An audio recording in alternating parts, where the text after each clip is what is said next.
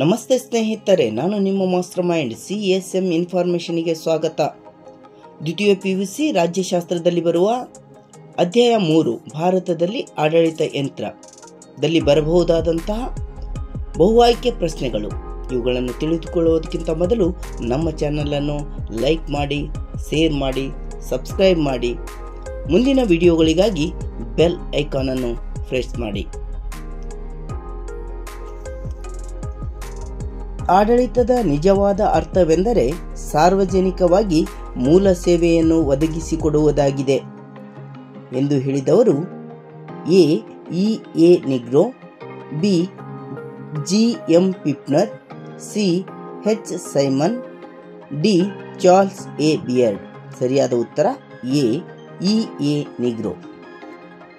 ಆಡಳಿತವು ಆಧುನಿಕ ನಾಗರಿಕತೆಯ ವಿಜ್ಞಾನವಾಗಿದೆ ಎಂದು ಹೇಳಿದವರು A Gerald Caiden, B Charles A Beard, C H. Simon, D G.M. Pfiffner.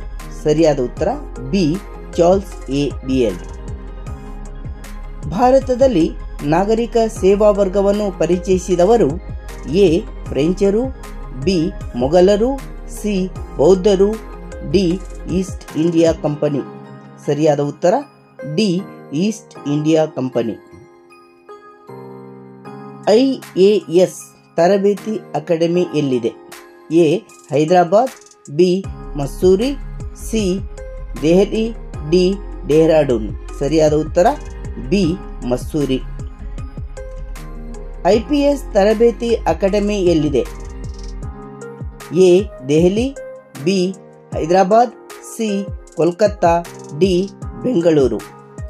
ಸರಿಯಾದ ಉತ್ತರ ಬಿ ಹೈದರಾಬಾದ್. IFS ತರಬೇತಿ ಅಕಾಡೆಮಿ ಎಲ್ಲಿದೆ?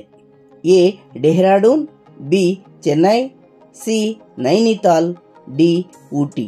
ಸರಿಯಾದ ಉತ್ತರ ಎ ಡೆಹ್ರಾಡೂನ್. ಭಾರತ ಸಂವಿಧಾನದ ಯಾವ ವಿಧಿ ಅಖಿಲ ಭಾರತ ಸೇವೆಗೆ ಅವಕಾಶ ಕಲ್ಪಿಸಿದೆ? A 315, B 312, C 318, D 321. ಸರಿಯಾದ ಉತ್ತರ ಬಿ 312. ಅಖಿಲ ಭಾರತ ಸೇವೆಗಳನ್ನು ಸೃಷ್ಟಿಸುವ ಅಧಿಕಾರ ಯಾರಿಗೆ ನೀಡಲಾಗಿದೆ? ಎ ಲೋಕಸಭೆ, ಬಿ ವಿಧಾನಸಭೆ, ಸಿ ವಿಧಾನ ಪರಿಷತ್, ಡಿ ರಾಜ್ಯಸಭೆ. ಸರಿಯಾದ ಉತ್ತರ ಡಿ ರಾಜ್ಯಸಭೆ. ಕೇಂದ್ರೀಯ ಸೇವೆಗಳನ್ನು ಎಷ್ಟು ದರ್ಜೆಗಳಾಗಿ ವಿಂಗಡಿಸಲಾಗಿದೆ? A 4, B 5, C 3, D 6. ಸರಿಯಾದ ಉತ್ತರ ಎ 4. ಈ ಕೆಳಗಿನವುಗಳಲ್ಲಿ ಯಾವುದು ತಪ್ಪಾಗಿದೆ? A IRS, B IPS, C IFS, D IAS. ಸರಿಯಾದ ಉತ್ತರ ಎ IRS. ಇದು ಕೇಂದ್ರೀಯ ಸೇವೆಯಾಗಿದೆ. ಉಳಿದೆಲ್ಲವೂ ಸಹ ಅಖಿಲ ಭಾರತ ಸೇವೆಗಳಾಗಿವೆ. ಕೇಂದ್ರ ಸೇವೆಗೆ ಉದಾಹರಣೆ ಕೊಡಿ. A KAS, B IPS, C IAAS, D KSPS. ಸರಿಯಾದ ಉತ್ತರ ಸಿ IAAS. ರಾಜ್ಯ ಸೇವೆಗಳಿಗೆ ಭಾರತ ಸಂವಿಧಾನದ ಯಾವ ವಿಧಿ ಅವಕಾಶ ಕಲ್ಪಿಸಿದೆ? A 309, B 310, C 311, D 313. ಸರಿಯಾದ ಉತ್ತರ ಎ 309. ಸಚಿವಾಲಯದ ಪ್ರಾಥಮಿಕ ಘಟಕ. ಎ ಇಲಾಖೆ, ಬಿ ವಿಭಾಗ, ಸಿ ಶಾಖೆ, ಡಿ ಭಾಗ. ಸರಿಯಾದ ಉತ್ತರ ಎ ಇಲಾಖೆ. ಸಚಿವಾಲಯದ ರಾಜಕೀಯ ಮುಖ್ಯಸ್ಥರು. ಎ ಕಾರ್ಯದರ್ಶಿ, ಬಿ ಸಚಿವರು, ಸಿ ಶಾಸನ ಸಭೆಯ ಸದಸ್ಯರು, ಡಿ ನಿರ್ದೇಶಕರು. ಸರಿಯಾದ ಉತ್ತರ ಬಿ ಸಚಿವರು. ಸಚಿವಾಲಯದ ಆಡಳಿತ ಮುಖ್ಯಸ್ಥರು. ಎ ನಿರ್ದೇಶಕರು, ಬಿ ಸಹ ಕಾರ್ಯದರ್ಶಿ, ಸಿ ಕಾರ್ಯದರ್ಶಿ, ಡಿ ಸಚಿವರು. ಸರಿಯಾದ ಉತ್ತರ ಸಿ ಕಾರ್ಯದರ್ಶಿ. ಕೇಂದ್ರ ಲೋಕಸೇವಾ ಆಯೋಗದ ಕಾರ್ಯಗಳನ್ನು ರೂಪಿಸುವ ಭಾರತ ಸಂವಿಧಾನದ ವಿಧಿ ಎ 320, ಬಿ 315, ಸಿ 318, ಡಿ 321. ಸರಿಯಾದ ಉತ್ತರ ಬಿ 315. ಈ ಕೆಳಗಿನವುಗಳಲ್ಲಿ ಯಾವುದು ಅಖಿಲ ಭಾರತ ಸೇವೆ ಅಲ್ಲ?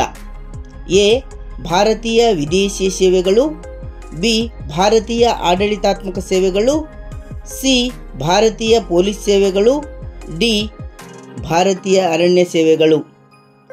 ಸರಿಯಾದ ಉತ್ತರ ಎ ಭಾರತೀಯ ವಿದೇಶಿಯ ಸೇವೆಗಳು. ಯಾವ ದರ್ಜೆಯಲ್ಲಿರುವ ಅಧಿಕಾರಿಗಳು ಪತ್ರಾಂಕಿತ ಅಧಿಕಾರಿಗಳಾಗಿರುತ್ತಾರೆ? 1ನೇ ದರ್ಜೆ, 2ನೇ ದರ್ಜೆ, 3ನೇ ದರ್ಜೆ, 4ನೇ ದರ್ಜೆ. ಎ 1 ಮಾತ್ರ ಸರಿ, ಬಿ 2 ಮಾತ್ರ ಸರಿ, ಸಿ 1 ಮತ್ತು 2 ಮಾತ್ರ ಸರಿ, ಡಿ 2 ಮತ್ತು 3 ಸರಿ. ಸರಿಯಾದ ಉತ್ತರ ಸಿ 1 ಮತ್ತು 2. ಅಂದರೆ 1 ಮತ್ತು 2ನೇ ದರ್ಜೆ ಅಧಿಕಾರಿಗಳು ಮಾತ್ರ ಪತ್ರಾಂಕಿತ ಅಧಿಕಾರಿಗಳಾಗಿರುತ್ತಾರೆ. ಈ ಕೆಳಗಿನವುಗಳಲ್ಲಿ ಯಾವುದು ರಾಜ್ಯ ಸರ್ಕಾರದ ಸೇವೆ ಅಲ್ಲ?